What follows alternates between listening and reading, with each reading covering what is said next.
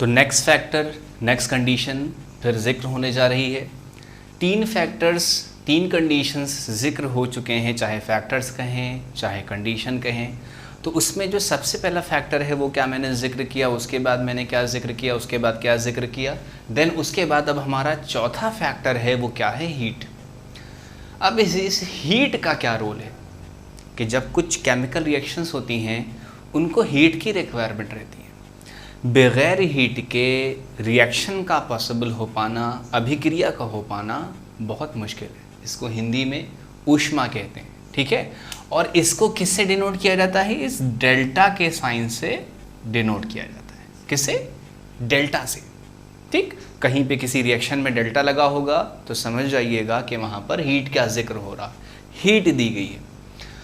तो there is a various reaction that takes place under a certain amount of heat. कुछ heat के requirement के साथ जो रिएक्शन है वो कंप्लीट हो रही है। जैसे अब यहां पर हमने कह दिया कि कैल्शियम कार्बोनेट CaCO3, इसको अगर हीट करेंगे, ठीक है, क्या करेंगे, हीट करेंगे। ये डेल्टा का साइन किसका है, हीट का है, मैं जिक्र कर चुका हूं, बता चुका हूं। तब ये क्या करेगा, जब इसको हीट करेंगे तो यहां पर ये टूटेगा कैल्शियम ऑक्साइड में और कार्बन डाइऑक्साइड में। क्या बनाएगा, Ca1O इसके पास आ गया तो कैल्शियम ऑक्साइड हो गया, और CO2 बचा है, ये अलग गैस के फॉर्म में अलग हो जाएगा। तो जब कैल्शियम कार्बोनेट को हीट करेंगे तो क्या बनाएगा, कैल्शियम ऑक्साइड और कार्बन डाइऑक्साइड। इसका नाम देख लें, कैल्शियम कार्बोनेट, ठीक। ये कैल्शियम कार्बोनेट है और ये कैल्शियम ऑक्साइड है, ठीक है, या कोई क्लाइन या फिर कार्बन डाइऑक्साइड, ठीक। कोई सवाल हो तो कमेंट में पूछ सकते हैं, जो भी टॉपिक रहे, जो भी दिक्कत रहे, जो भी परेशानी रहे, सवाल कर सकते हैं, ठीक।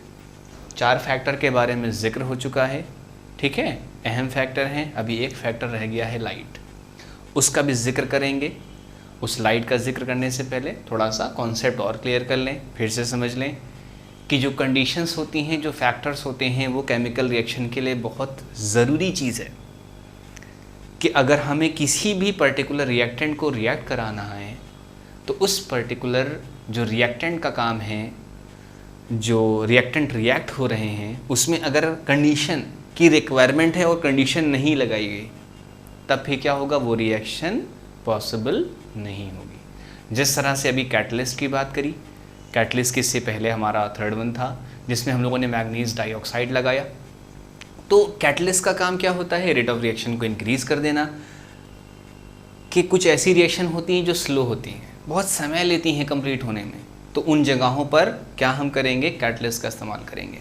कुछ ऐसी रिएक्शन है जिसको हमें लग रहा है अगर हम उसको हीट देंगे तो क्या होगा, वो कंपाउंड ब्रेक डाउन हो जाएगा, तो उसके ताल्लुक से हमने ये एक एग्जांपल आपको दिया कैल्शियम कार्बोनेट का, कि जब आप कैल्शियम कार्बोनेट को क्या करेंगे, हीट देंगे तो किस में टूटेगा, ब्रेक डाउन होगा कैल्शियम ऑक्साइड और कार्बन डाइऑक्साइड के फॉर्म में, ठीक है।